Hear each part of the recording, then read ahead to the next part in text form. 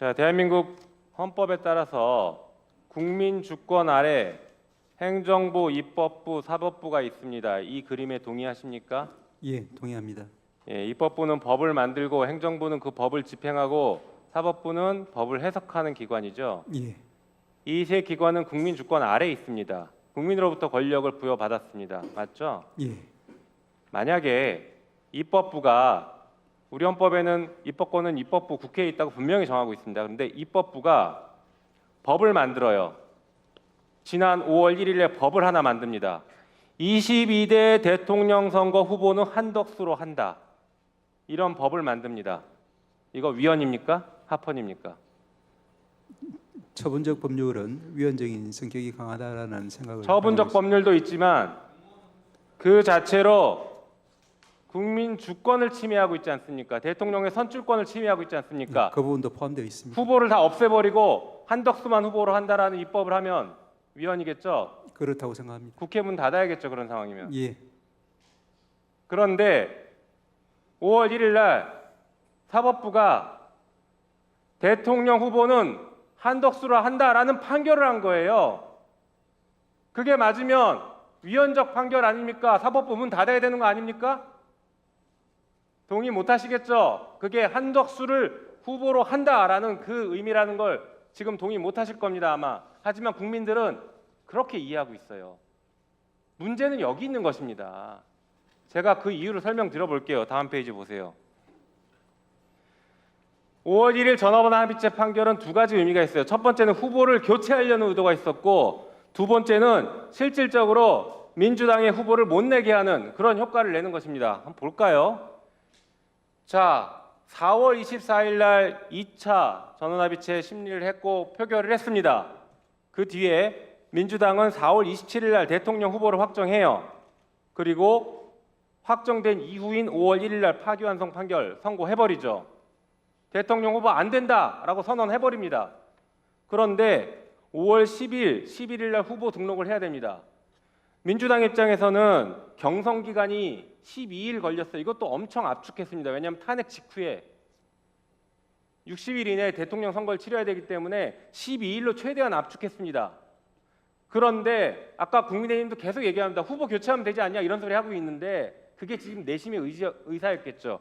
근데 후보 교체도 못하게 만들어요. 보면 5월 1일 날 파기환송하면 5월 10일까지 민주당이 어떻게 후보를 교체합니까? 불가능해요. 경선 자체가 불가능합니다. 그렇죠. 그리고 5월 15일 날 파기환송심 공판기일 잡습니다. 저때 파기환송심에 따라서 이재명 후보의 피선거권을 박탈시키려고 했겠죠. 그러면 무슨 일이 벌어집니까? 실질적으로 민주당 후보를 없애겠다는 거예요. 민주당은 후보를 아예 낼 수조차 없습니다. 후보 등록일이 지났기 때문에. 그러니까 5월 1일 전원합의체 판결 그리고 그 뒤에 고등법원의 신속한 조치들은 22대 대통령 선거의 후보는 한덕수로 한다라는 판결을 한 거예요. 대법원이 그걸 한 겁니다. 지금 국민주권을 이렇게 침해했어요. 위헌을 했습니다. 대법원 문 닫아야 돼요. 이 정도면. 그런데 아직도 상황 인식을 못하고 다른 얘기하시고 여기서 어떻게든 빠져나가려고만 하고 계시면 됩니까? 이게 현실인데요. 이게 현실. 사법부 독립은요. 다 좋습니다. 사법부 독립 계속 얘기하시는데 사법부 독립은 대법원장으로부터도 독립돼야 되는 거 아닌가요? 그 부분도 포함되어 있습니다. 그렇죠. 그런데 지금 대법원장으로부터 독립하지 못한 대법원 판결이 나왔기 때문에 법원의 신뢰가 나락으로 떨어진 겁니다. 그리고 대통령 후보를 한덕수로 만들겠다라고 선언했다라고 국민들이 평가를 지금도 하고 있고요. 여전히 그 의혹은 단 하나도 해소하지 못하고 있습니다. 대법원이 직접 스스로 해소해야 되는데 그걸 하나도 해소하지 못하고 있어요. 헌법 46조 2항 제가 한번 말씀드려 볼게요. 이렇게 되어 있습니다. 국회의원은 국가 이익을 우선하여 양심에 따라 직무를 행한다. 좋은 얘기입니다. 모든 국회의원이 이렇게 양심에 따라서 국가 이익을 우선하고 직무를 행합니까? 어떻게 평가하십니까? 솔직히. 그래야만 한다고 생각합니다. 현실은 그렇지 않다고 보십니까? 그런 측면도 있습니다. 그렇죠. 오늘 국민의힘 의원들도 보면 양심이 없어요. 다 도망갔습니다. 이게 현실이에요. 국민들은 이렇게 봅니다. 자, 헌법 103조 볼까요? 그렇게 금과 억조로 말씀하시는 사법부 독립이 있습니다. 법관은 헌법과 법률에 의하여 그 양심에 따라 독립하여 심판한다. 여기도 양심이 등장합니다.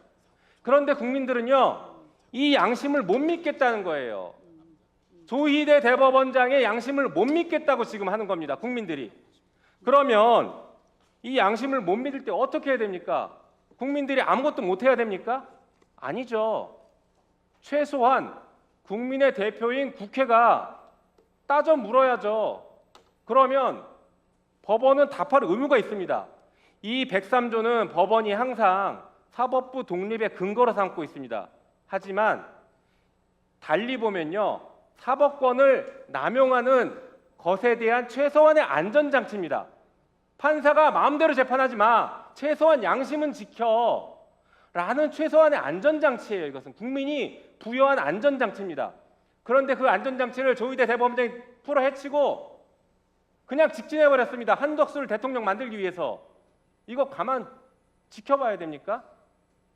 이 답답한 심정에 대해서 국민들이 호소하고 국회는 국민의 대표로서 헌법에 따라서 묻고 있는 걸 헌법 103조에 따라서 묻고 질타하는 것입니다. 이걸 피해가려고 하시면 안 돼요. 그 다음 한번 보실까요? 제가 계속 얘기하죠. 한덕수 프로젝트, 한덕수 대통령 만들기 프로젝트의 조희대 대법원장은 행동대장이었다고 제가 계속 말씀드렸습니다. 저 그림 한번 보죠. 한덕수 대통령 만들기. 네. 1분 넣어드리십시오. 한덕수 대통령 만들기. 다행히 실패했습니다. 정말 국민들이 들고 일어나서 실패했어요. 그런데 한덕수 프로젝트의 또 한 축은 뭐냐면 내란범들 풀어주기입니다.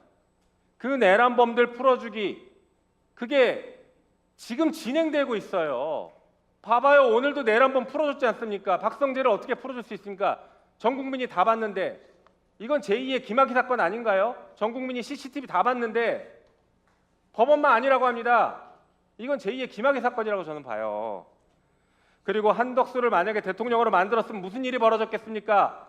저는 반드시 제2차 계엄했다고 봅니다. 왜? 독재를 위해서 1차 계엄했는데 한덕수 다 만들면 다시 2차 계엄해서 독재 완성하고 내란범들 다 풀어주고 자기들만의 세상을 만들겠죠.